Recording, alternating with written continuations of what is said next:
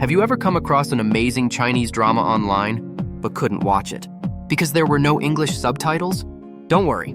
In this video, I'll show you exactly how to translate any Chinese video into English subtitles, step by step.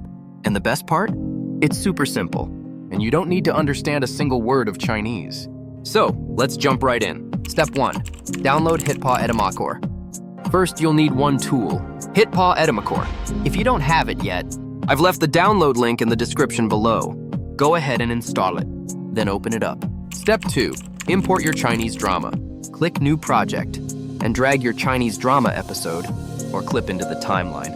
Don't worry about the language barrier. This is where the magic happens. Step 3. Auto subtitle generation. Head over to the Subtitle tab and click Video Translator. Keep the original language on Auto Detect and set the translated language to English. Pick a subtitle style, or just keep it default for now. You can always adjust fonts and colors later. Here, I'll keep it as default. You'll also see an option for dubbing the video. If you only want subtitles, make sure this is turned off. For this tutorial, we'll stick with subtitles only.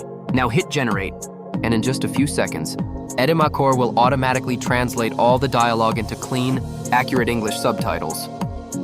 Step 4. Customize your subtitles. Once the subtitles are ready, you can tweak them however you like. Adjust the font, color, size, or add a background to make them easier to read.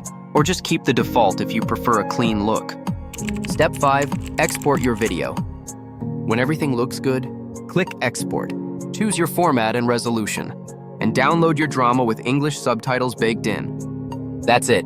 Now you can finally watch or share your favorite Chinese dramas with perfectly translated English subtitles. And that's it, super quick and easy.